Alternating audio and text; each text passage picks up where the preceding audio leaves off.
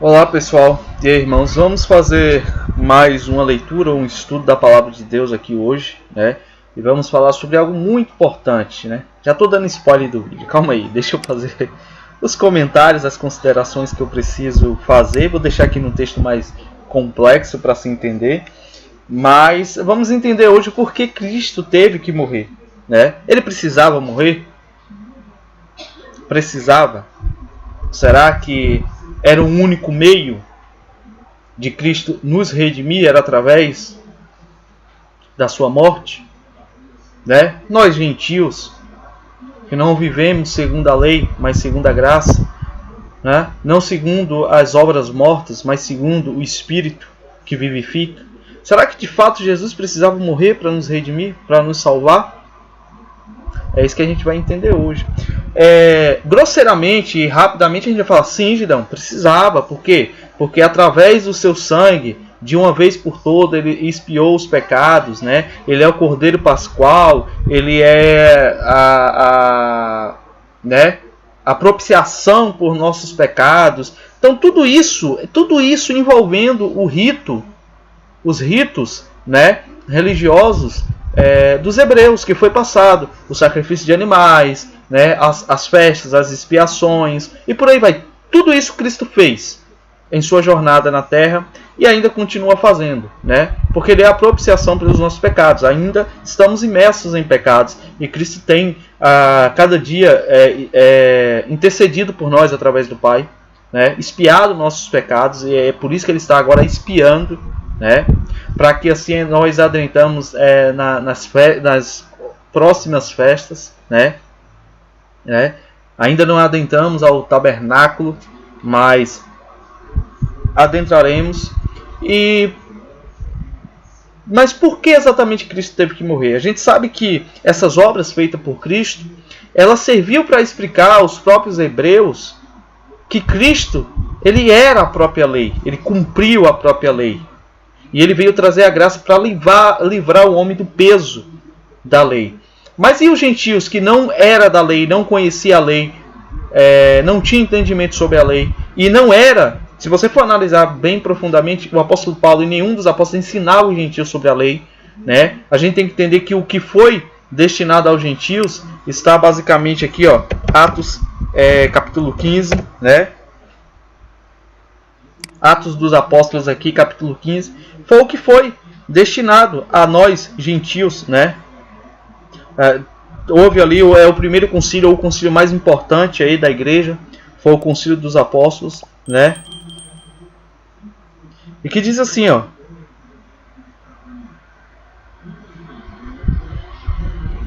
Vamos lá.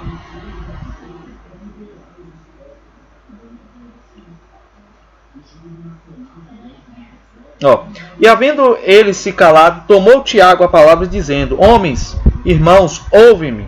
Simão relatou como primeiramente Deus visitou os gentios para tomar deles um povo para seu nome. Aqui entra o profeta Oséias, chamou de amado aquele que não era amado, Jeremias, né? E te causarei ciúme com um povo que não era povo. Tem muita revelação aqui, né? E com isso concordam as palavras dos profetas, como está escrito, ó. Você vê? Tiago vai citar os profetas. Depois disto voltarei e reedificarei o tabernáculo de Davi. O tabernáculo de Davi é o quê? É a casa de Israel, que está caído. Levantá-lo-ei das suas ruínas e tornarei a edificá-lo. Claro que é uma citação rasa, mas quando Tiago cita isso aqui em referência aos profetas, ele está citando profundamente todos os profetas da lei, quando estes falavam que Deus iria chamar um povo para ser chamado seu, para que o restante dos homens busque o Senhor, todos os gentios sobre os quais o meu nome é invocado, diz o Senhor que faz todas essas coisas. Conhecidas são a Deus desde o princípio do mundo todas as suas obras. Por isso julgo que não se deve perturbar aqueles dentre os gentios que se convertem a Deus. E quando Tiago fala aqui que não se deve perturbar aqueles dentre os gentios, ou seja, aqueles que não tinham conhecimento da lei, que se convertem a Deus. Não se perturbar como? Tentando empurrar neles a lei. Sábado, observância de alimentos, festas, circuncisão e por aí vai. É isso que Tiago está dizendo. Mas escrever-lhes que... agora, o que a gente vai pedir para que eles façam é... Mas escrever-lhes que se abstenham das contaminações dos ídolos, ou, né, da idolatria, da fornicação, que são os pecados sexuais aí, né, fora do casamento, do que é sufocado e do sangue. Tá? Beber sangue ou comer um animal ao qual o sangue não é derramado. Certo? Porque Moisés, desde os tempos antigos, tem em cada cidade a quem pregue, e a cada sábado é lido nas sinagogas. Então pareceu bem aos apóstolos e aos anciões, com toda a igreja, eleger homens dentre eles e enviá-los com Paulo e Barnabé a Antioquia, a saber, Judas, chamado Barsabás, e Silas, homens distintos entre os irmãos. E por intermédio deles escrevem o seguinte: os apóstolos e os anciões e os irmãos e as irmãs e aos irmãos dentre os gentios que estão em Antioquia, e Síria, e Cilícia e Saúde, porquanto ouvimos que alguns saíram dentre nós, vos perturbaram com palavras. Olha o que ele está dizendo. Porquanto ouvimos que alguns que saíram dentre nós quem? Os judeus, vos perturbaram com palavras e transtornaram as vossas almas, dizendo que deveis circuncidar-vos e guardar a lei. Isso aqui está incluído o sábado e toda a ordenança da lei. Sábado, o que você deve comer ou não comer. Então o que os apóstolos estão dizendo aqui? O que os apóstolos estão dizendo aqui? Que não era para os judeus perturbarem com palavras e transtornar as vossas almas, dizendo que deveis circuncidar-se e guardar a lei. Está eximindo os gentios de toda a guarda da lei, não lhes tendo nos dado mandamento. Percebeu-nos bem reunidos, concordantemente, eleger alguns homens e enviá-los com os nossos amados, Barnabé e Paulo, homens que já se expuseram às suas vidas pelo nome do nosso Senhor Jesus Cristo. Enviamos, portanto, Judas e Silas, os quais, por palavras, vos anunciaram também as mesmas coisas. Na verdade, anunciarão, também as mesmas coisas. Veja bem. Isso aqui não foi carnalidade, não foi uma decisão de homens. Na verdade, pareceu bem ao Espírito Santo e a nós não vos impor mais encargo algum. Ou seja, não precisa circuncidar, não precisa guardar a lei, senão essas coisas necessárias, que vos abstenhais das coisas sacrificadas aos ídolos, e do sangue, e da carne sufocada, e da fornicação, das quais coisas bem fazeis, se vos guardardes, bem vos vá. Tendo eles então se despedido, partiram para Antioquia e ajuntaram a multidão, entregaram a carta. E quando a leram, alegraram-se pela exortação. Depois Judas e Silas, que também eram profetas, exortaram e confirmaram aos irmãos com muitas palavras. E detendo-se ali algum tempo, os irmãos os deixaram voltar em paz para os apóstolos. Mas pareceu bem a Silas ficar ali. E Paulo e Barnabé ficaram em Antioquia, ensinando e pregando com muitos outros a palavra do Senhor. E alguns dias depois disso, Paulo e Barnabé tornemos a visitar nossos irmãos por todas as cidades. E alguns dias depois, disse Paulo a Barnabé, tornemos a visitar nossos irmãos por todas as cidades em que já anunciamos a palavra do Senhor, para ver como estão. E Barnabé aconselhava que tomassem consigo a João, chamado Marcos. Mas Paulo parecia razoável que não tomassem consigo aquele que desde a Panfilha se tinha apartado deles e não os acompanhou naquela hora. Bom, aqui é uma tretinha entre Paulo e Marcos aqui, e depois lá eles vão se pedir perdão no final da carta. Mas assim, vocês viram bem? O que é para nós gentios, hoje enxertado na boa oliveira que é Cristo, que somos a casa de Israel? Qual é os nossos encargos? Abstenhais das coisas sacrificadas aos ídolos, e do sangue, e da carne sufocada, da fornicação. Certo? É isso que temos que fazer. Claro que aí você vai ter os mandamentos de Cristo, você vai ter os mandamentos dos apóstolos, você vai ter os 10 mandamentos, obviamente dito que é para cumprirmos, mas ele está falando especificamente dos ritos e leis mosaica, tá? Desde a circuncisão até os preceitos ali de guarda de sábado, não coma isso, não coma aquilo, não coma aquilo outro, não coma aquilo outro. Tá certo? E é isso. Então vamos lá. Então a preocupação não era para ensinar lei para os gentios. Os gentios não precisavam saber de lei. Eles precisavam conhecer e saber quem é Jesus Cristo, o Salvador. O poderoso Salvador das nossas almas. Esse é o papel que a igreja tem. É ensinar sobre Cristo, sobre os seus mandamentos, sobre os dons espirituais, sobre a mansidão, a temperança, a longanimidade, as boas obras em Cristo. a abstenção da fornicação, do adultério, das corrupções do mundo. Esse é o papel da igreja, esse é o nosso papel. E não ensinar judaísmo, ensinar nome A, B, C, isso aí é tudo fábula judaica, como o apóstolo Paulo diz. Agora, para a gente entender muito bem mais isso aqui, se o cristão não precisa entender da lei, então significa que entender de sacrifícios e tudo mais não é necessário para o cristão. Mas para o judeu, para o hebreu, ver a loucura do evangelho de Cristo, o Espírito Santo lhe tocar e ele deixar as leis e Cristo ser a única suficiência para ele. Tá? Cristo vai ser o Cordeiro Pascual, o Sabá, a Páscoa, as festas, cabanas, tudo Cristo vai ser para esse hebreu, esse judeu convertido. É isso que é a pregação do Evangelho para o hebreu. Para nós gentios, é isso aqui que está em Atos 15 e o que vai se seguir em algumas cartas. Só que, para você ter uma noção que isso é muito bem definido por Paulo, que ele vai chegar aqui agora e a gente vai entrar no cerne do assunto de o porquê Cristo morreu, é exatamente isso aqui. Eu já vou falar logo diretamente. Por que Cristo morreu então, Gideão? Já que não é para a gente ter conhecimento da lei mosaica. Foi exatamente porque Cristo precisava se divorciar de Judá. Cristo ainda estava casado com Judá. A lei foi dada, a lei e as promessas, né, foi dada a Judá. Judá se corrompeu, mas o noivo ainda estava vivo, não estava? Que é o próprio Cristo. O próprio Cristo falando com Moisés, o próprio Cristo escrevendo as leis. Era o próprio Cristo. Cristo precisava morrer. Por quê? Porque Cristo morrendo, essa mulher estava desimpedida. E como ele ressuscitou, como novo homem, agora não mais em semelhança de carne, mas agora em semelhança de Deus, ele estava desimpedido daquela primeira aliança. E aí ele agora faz a nova aliança com a igreja. Ele casa-se com a igreja. Por quê? Cristo não poderia casar ainda estando vivo, correto? Mesmo que Cristo desse carta de divórcio para a mulher, como ele vai dizer, ainda estaria em adultério. Cristo não poderia se casar novamente. O que é que Cristo tinha que fazer? Morrer. Como homem, morreu, mortal. Quebrou a primeira aliança. Ele foi o sangue do sacrifício. Cumpriu toda a obra, cumpriu a lei. Morreu.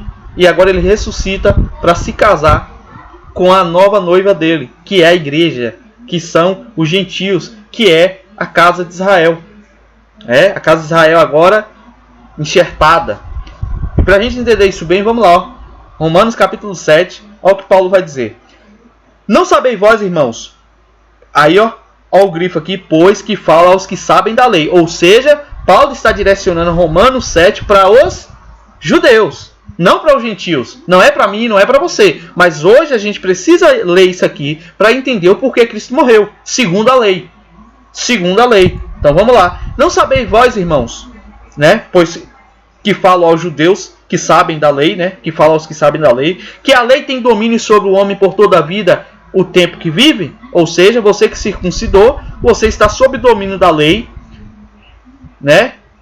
Por todo o tempo que vive. Porque a mulher que está sujeita ao marido enquanto ele viver está ligada pela lei. Ou seja, a mulher que está sujeita ao marido enquanto ele viver, olha o destaque aqui, é ele que tem que viver, está ligado pela lei. Mas, morto o marido, ou seja, se o marido vir a morrer, ela está livre da lei do marido. Ela está livre da lei do marido. Os judeus de hoje seguem a lei mosaica, de fato? Seguem a lei que Cristo deu a Moisés? Todo mundo sabe que não. Não há sacrifício, não há expiação, não há sacerdócio. Há um sistema de mestres e rabinos, mas não de sacerdotes mais. Eles não seguem, correto? Eles estão livres da lei, do marido. Quem é o marido? Cristo. Continuar a leitura. De sorte que, vivendo o marido, será chamada adúltera, se for de outro marido. Mas, morto o marido, livre está da lei, e assim não será adúltera, se for de outro marido. Assim, meus irmãos, é muito revelador e está muito claro, né?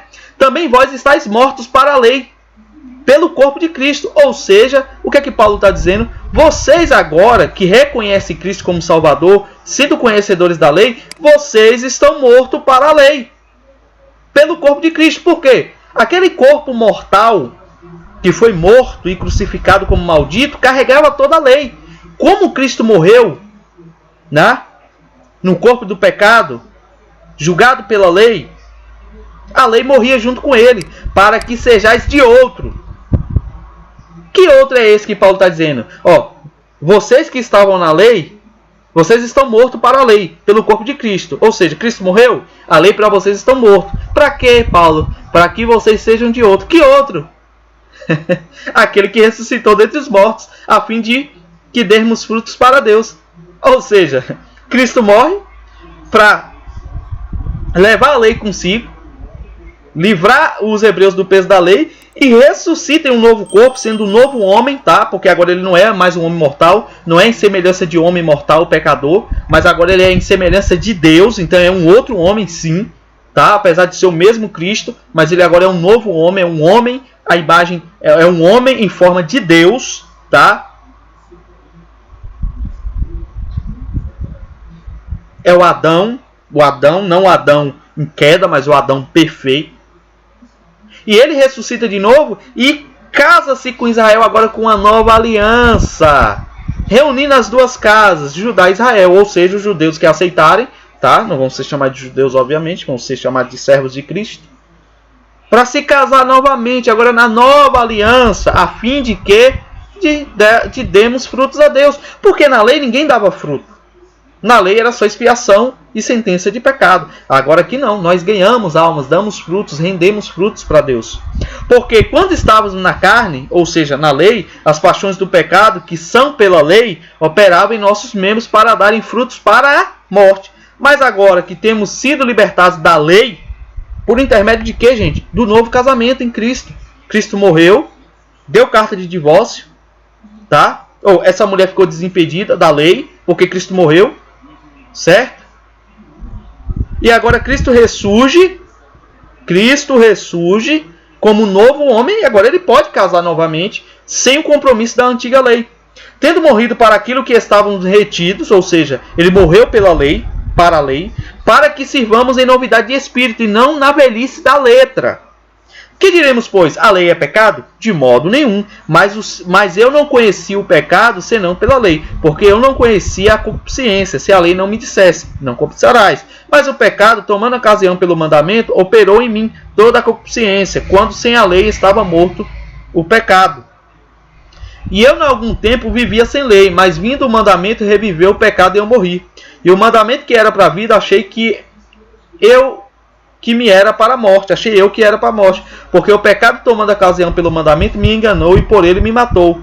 E assim a lei é santa, e o mandamento santo, justo e bom. Logo tornou-se-me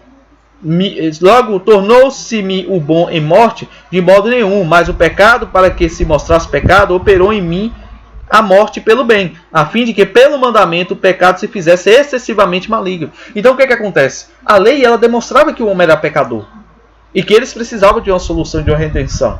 A lei era boa, mas para mostrar o pecado. Ele mostrava, você está errado. Tem que ter uma solução aí. E a solução é o quê? Cristo. Porque bem sabemos que a lei é espiritual, mas eu sou carnal, vendido sobre o pecado. Porque o que faço não aprovo, mas o que quero isso não faço. Mas o que aborreço, isso faço. E se faço o que não quero, consinto com a lei, que é boa. Porque a lei mostra o pecado. Apesar de ela julgar ser dura, ela mostra o pecado. É por isso que ela é boa. Ela não te engana, ela mostra o pecado. Só que a lei, ela também causava morte. De maneira que agora já não sou eu quem... Porque assim, a lei apontava o pecado, mas não dava uma solução. Certo? Se você for pegar a lei, os ritos, então um exemplo, você pecava, aí você sacrificava um cordeiro. Pronto, estava expiado do pecado. Se você pecasse de novo, o que é que você tinha que fazer? Você ia apostatar, você ia cauterizar seu coração, você ia blasfemar contra o Espírito? Na lei não. Você ia lá, sacrificava um animal, beleza, de novo. E aí você sabe o que acontecia? E é por isso que Jesus vai dizer que quão difícil é um rico entrar no reino do céu. Sabe o que acontecia em Israel? Eu não vou lá nos profetas ler isso, mas o que acontecia?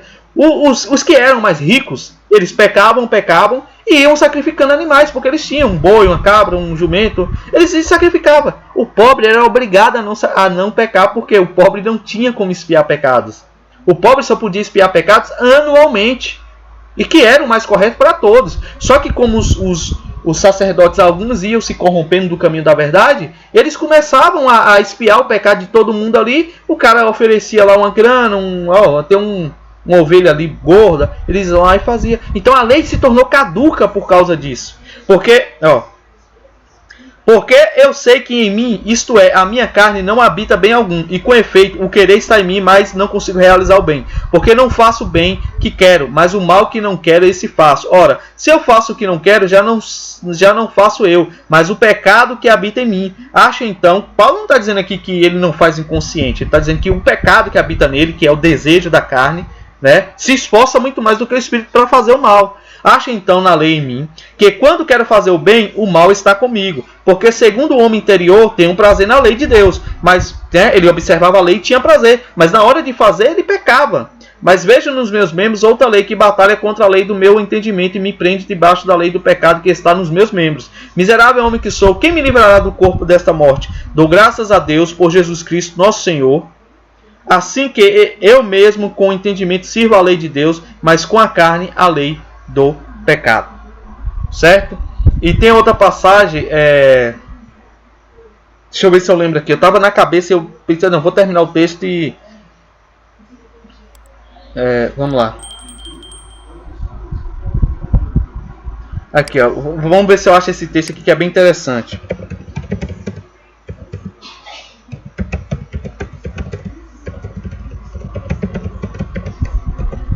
Eu acho. Deixa eu ver se eu acho isso aqui. É uma referência muito difícil de se achar. É um texto que eu sei a fonte dele, só que agora eu não estou lembrado.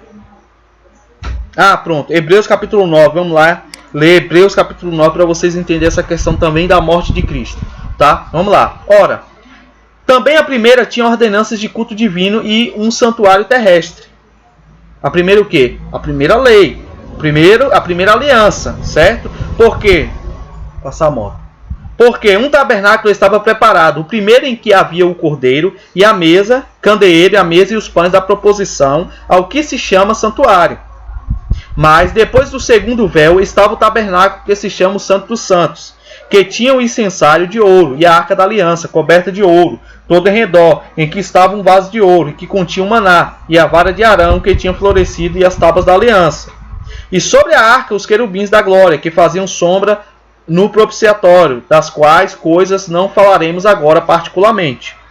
Ora, estando essas coisas assim preparadas a todo tempo, entravam os sacerdotes no primeiro tabernáculo cumprindo os serviços, mas no segundo só o sumo sacerdote uma vez no ano, tá? Quando eu falei sobre sacrifício, não sem sangue, que oferecia por si mesmo e pelas culpas do povo, dando nisto a entender o Espírito Santo que ainda o caminho do santuário não estava descoberto, enquanto se conversava em pé o primeiro tabernáculo, se conservava em pé o primeiro tabernáculo, que é uma alegoria para o tempo presente, em que se oferecem dons e sacrifícios, que quanto à consciência não podem aperfeiçoar aquele que faz o serviço, consistindo somente em comidas e bebidas e várias abluções e justificações da carne, impostas até o tempo da correção. Mas vindo Cristo, veja bem, ele está dizendo que tudo isso era feito, coisas rituais, comida, não sei o que lá, né, sacrifício de sangue.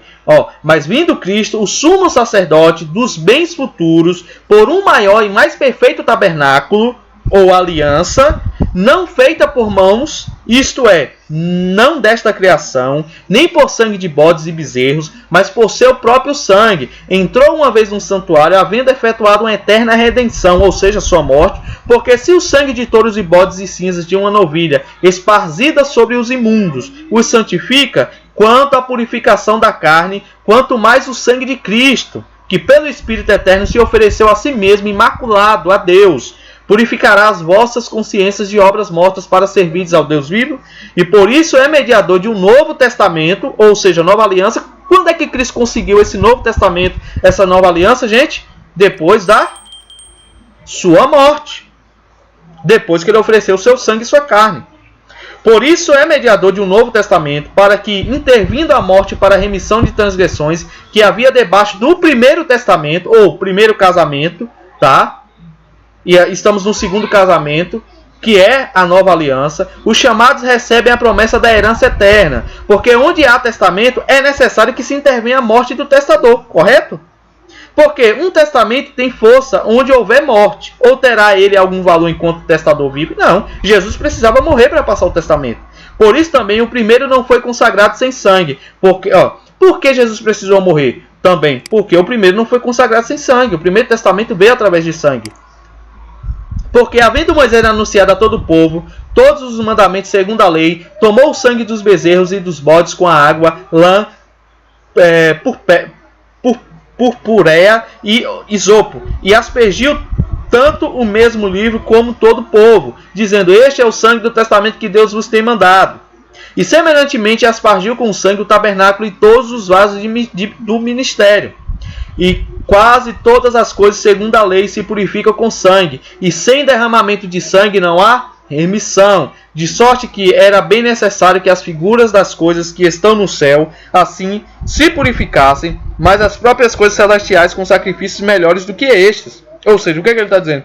Se a figura das coisas celestiais, como o querubim, como a arca, tinham que ser purificadas com sangue, imagina as coisas celestiais. Com que sacrifícios melhores do que este, que é o sacrifício de Cristo, que é melhor que o sacrifício de touros, de bois. Porque Cristo não entrou num santuário feito por mãos, figura do verdadeiro, porém no mesmo céu, para agora permanecer por nós perante a face de Deus. Ou seja, agora perante a face de Deus permanecer o quê? Pedindo pelos nossos pecados, como propiciatório, né? Intercedendo por nós.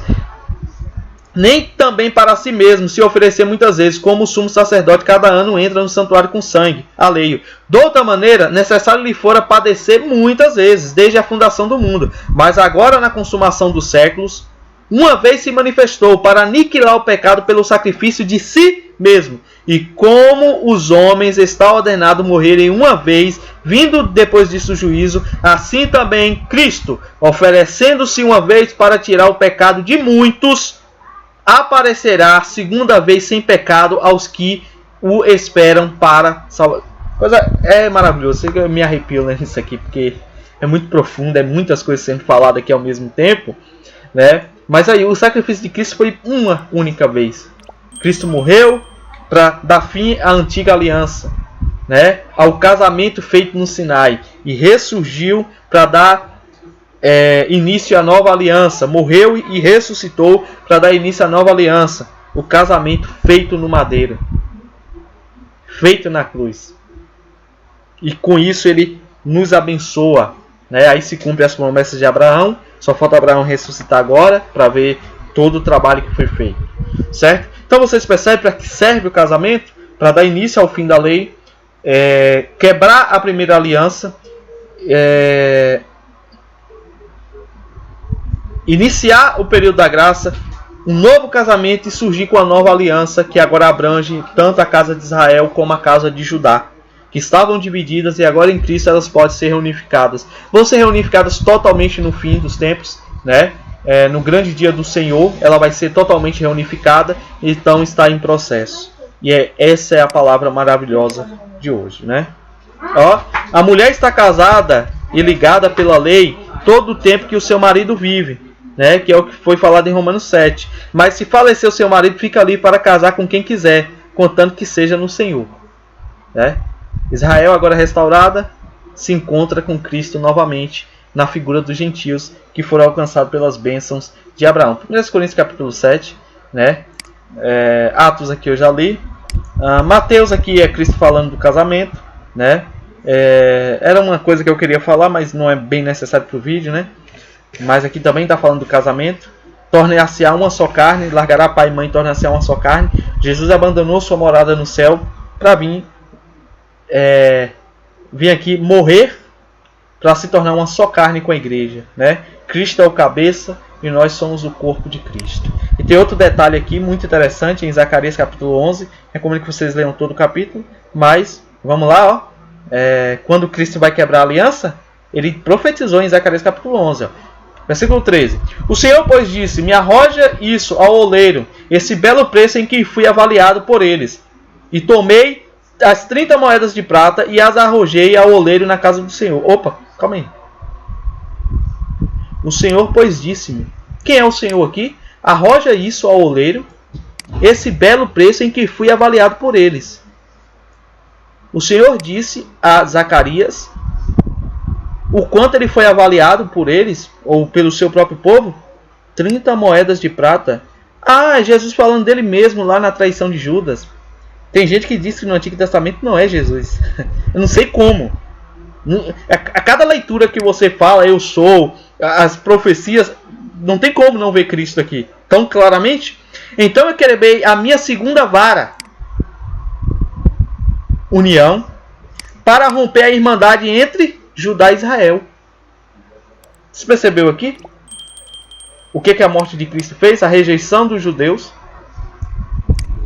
para quebrar a aliança entre Judá e Israel. Não se esqueça que os judeus aqui é representado Israel, que é a casa que restou, e os gentios, que foram chamados nas promessas de graça de Abraão, em Efraim, que seria muitas nações, é Israel, que somos nós hoje.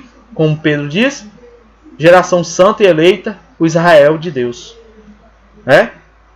Geração santa e eleita. Ela foi eleita porque fomos escolhidos para ser enxertados na boa oliveira, que é Cristo. Certo? Então eu espero que vocês tenham gostado do vídeo, né?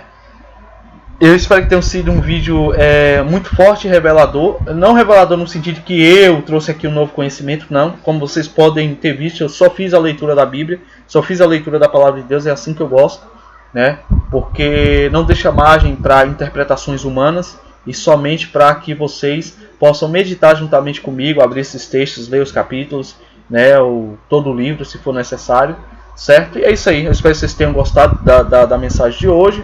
Tá? Não se esqueça aí, algumas informações no comentário fixado do vídeo. Na descrição do vídeo tem o nosso link aí para o grupo pro canal do Telegram. Lá onde você tem acesso aí a mais conteúdo e também, né, a nossa proposta aí da comunidade, da roça, como se virar e tal. Então estamos fazendo uns novos arranjos aí para trazer mais conteúdo. Se você quiser de alguma forma nos abençoar e nos ajudar nesse projeto, vai ser ótimo, né? Trarei uns novos vídeos aí um pouco diferentes para o canal. Os próximos vídeos da semana que vem, mas eu acho que vai ser útil no geral para todos nós, certo? E agradecer umas bênçãos aí que me foi concedido, graças a Deus. Mas é isso aí, pessoal, valeu e até o próximo vídeo, se o nosso bom Deus nos permitir.